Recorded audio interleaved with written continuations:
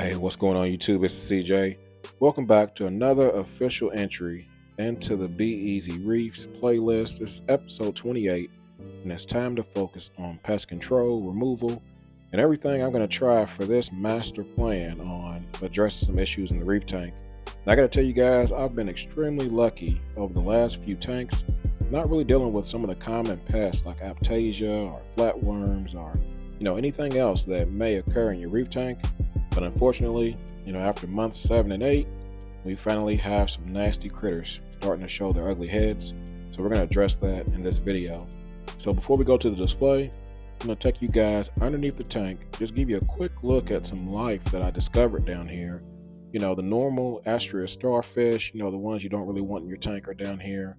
And then we got some lupids, I believe that's what they're called, a different kind of snail in the reef tank. And then we also have a bunch of copepods literally swimming around, just living their best life down in the sump. You never see copepods swimming like this in the display, especially with wrasses.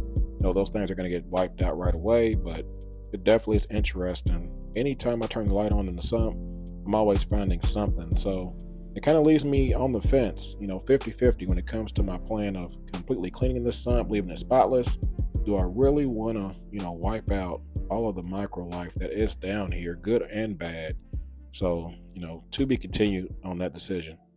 All right, so now we can jump into the master plan for removing these pests from the reef tank, starting off with some good old calc, slurry, paste, whatever you want to call it. And this is going to be regarding the aptasia in the reef tank. Now, the plan is to make a nice thick paste that I can suck in the syringe, and then it's thick enough to where it should set on the rockwork on top of wherever the aptasia is located. Now, I know there's multiple ways you can handle this, aptasia X, different methods that people use. You can look on Reef to Reef or the forums and find them, but decided to go this route because I have calc on hand because I dosed it to the tank, so why not, use what I already have. And before we did that, I had to do a quick scouting on the reef tank, and I located 4 different aptasia on the SPS archway. What I thought was 2 ended up being 4, and probably means I have more than what I'm seeing right now. And we're going to have to kind of continue this battle as we go. But first thing is getting the game plan, locating them, killing the flow in the reef tank, turning off the orbit pump, turning off the MP40s, only having the return pump running, which I probably should have turned that off too. But the goal is to completely calc paste wherever the aptasia are located, get it all in their mouths, pretty much kill them without killing the corals around it. Did my best to only focus on those areas of the rockwork, but of course, nothing's perfect. But I didn't really see any corals get covered with it, so we will take this as a win. Now, did it work? We're going to follow up later in the video and kind of show you guys the results of this. But I just want to give you guys the idea of how I got this done, or at least the master plan that I'm using for this time. Now, the second thing we're going to address while we're in the tank, we might as well handle this little algae issue that's developed. This is the only spot on the tank. It's some kind of weird, flowy turf algae. It's definitely not the Lingbaya stuff I had before. This is just a normal algae that has become so thick that nothing wants to eat it. Tangs don't eat it, fish don't eat it. Lawnmower blenny doesn't touch it. So I've been kind of manually removing this as it's overgrown, and we finally got to the point to where I'm tired of manually removing it. So we're gonna get it all out by hand. Net it out of the tank. Probably would have been better to do this with a siphon at the same time, but we're gonna kind of knock it down to a manageable, size, and then we're gonna do another step to try to kill it once and for all. So, 2 birds with 1 stone. We're gonna go ahead and just handle all the headaches in the tank in one time. Now, when using the calc paste, after letting it set for a few moments, I had to get it out of the tank.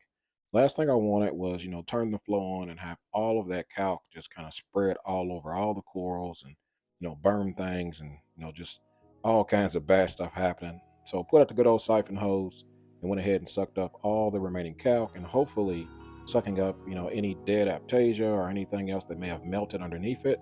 So we can go ahead and get that removed from the system. So, all in all, I think it went pretty smooth. So once we got all of the, pest killed, algae removed manually, it's finally time to get in here and remount a couple of corals. I have had some issues with the flow being a little too much on the archway on the right side, and I started seeing some tissue kind of peeling back from one of the heads on the hammer. So we're gonna move that guy to a lower flow, lower light area. So hopefully he heals and I don't lose him. And then we're gonna have to come up with a better plan of what corals we put on the archway. Because you guys know I have tons and tons of flow in this tank. And as much as I've tried to manipulate it, it's really, starting to become an issue with some of the LPS in my tank. But hey, there's always a spot. If you pay attention to your system, there's always a spot you can move things. And when it comes to the archway, if it ends up needing to be transitioned to more of an SPS, kind of high flow environment, then that's what we're going to do. So for now, we're going to try to save the hammer, and then we're going to kind of remount a couple more SPS frags that I ended up picking up, including a Millipora, including a Hawkins Anchinata SPS. I think I said that right. But, the ultimate plan is going to be to kind of reorganize the coral placement based off the high flow in my system.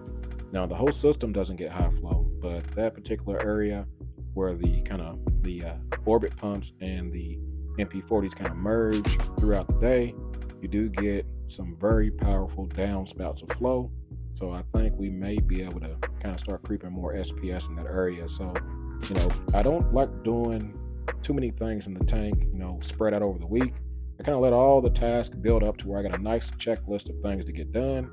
And then we kind of get it done all at once. So that way I don't have my hands in the tank too often. But, whenever you have hands in the tank, you get an opportunity to get a top down on the system. You got to take a look at it. And I got to tell you, the last time I looked at it, this left side definitely was not this filled in. And I can definitely see the growth.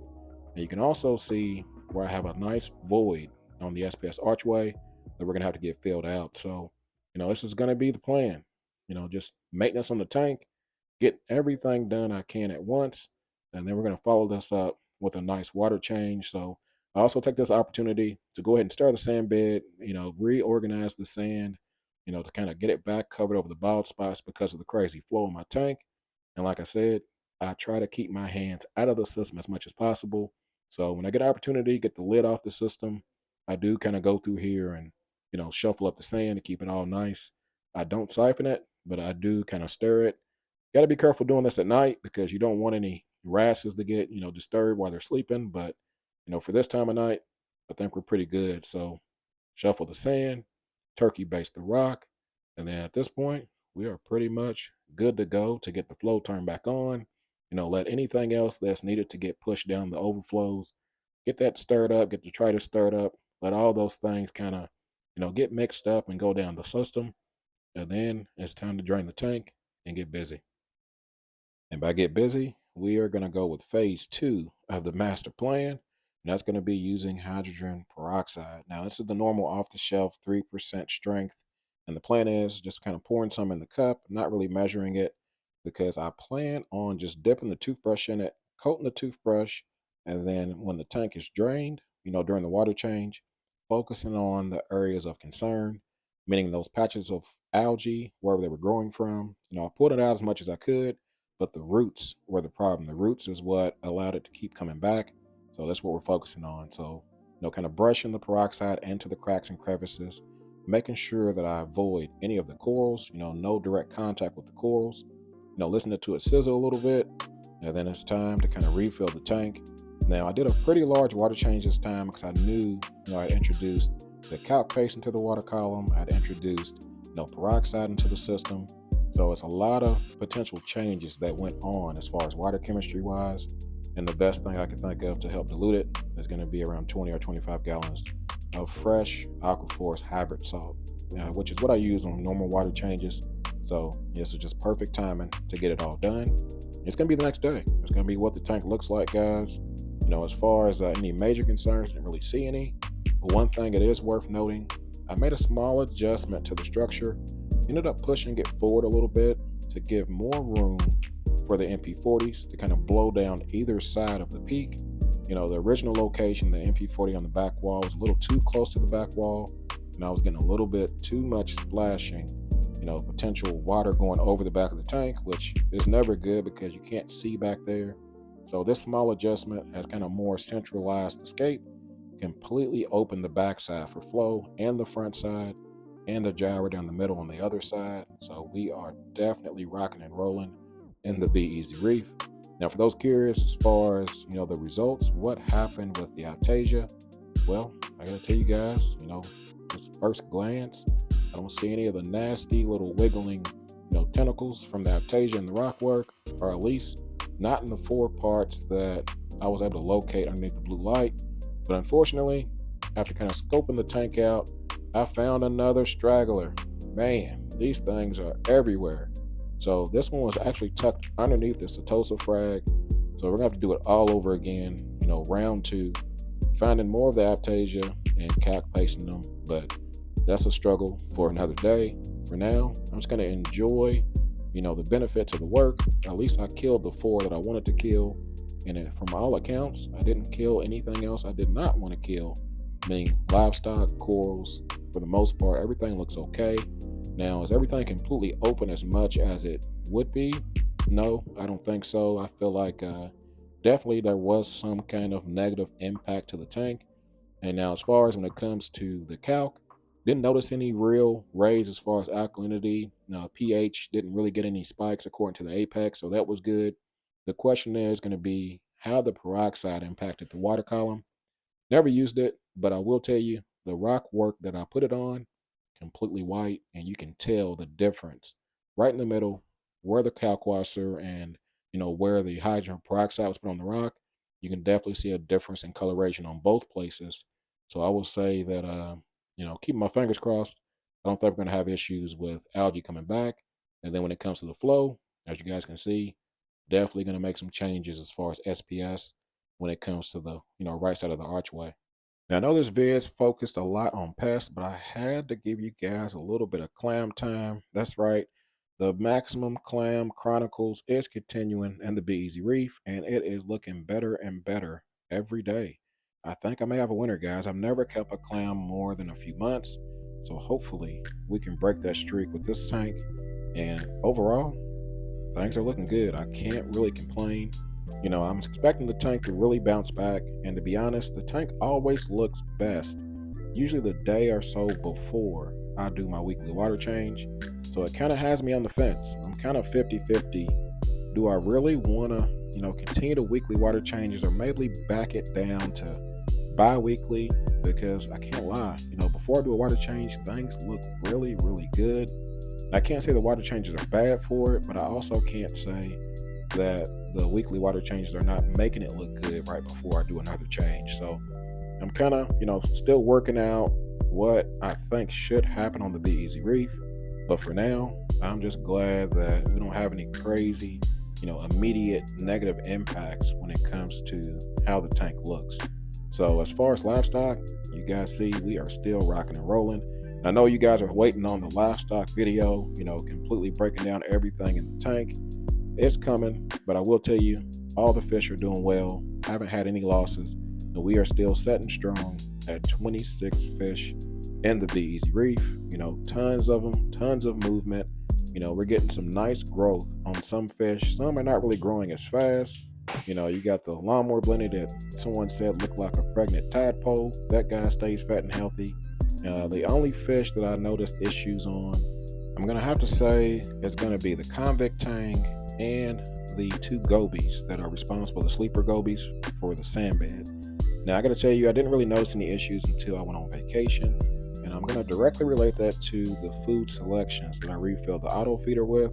Didn't have as many algae flakes, so now that I'm back and I'm starting to introduce more algae to the system, the tang is actually getting better again. And when it comes to the gobies, I'm going to have to try to make sure those guys are getting more food when it comes to mysis and different things that they eat out of the water column. But other than that, that's pretty much it, guys. I know this video is kind of a, fast-paced blitz of things that I've done to the tank, but that's what this channel is about. That's what this build is about. Documenting, the hurdles, the obstacles, and anything else that occurs on the system. So, bad news is bad news. Good news is good news. And this news is just reef news, I guess you're going to call it that. But if you guys want more frequent updates, definitely stop by my Instagram, CJ's Aquariums, hit the follow button. I do post there pretty frequently, every other day, just tank shots and different things you may want to see. As far as anyone else, stay tuned, hit the subscribe button, lock in. There's definitely more content coming. We got some more changes coming to the Be Easy Reef, including more corals so we can finally repack the SPS archway. So definitely good times in the reef tank. So as always, hey, you guys can like, comment, subscribe. You guys keep doing what y'all do. Y'all be easy and happy reefing. Peace.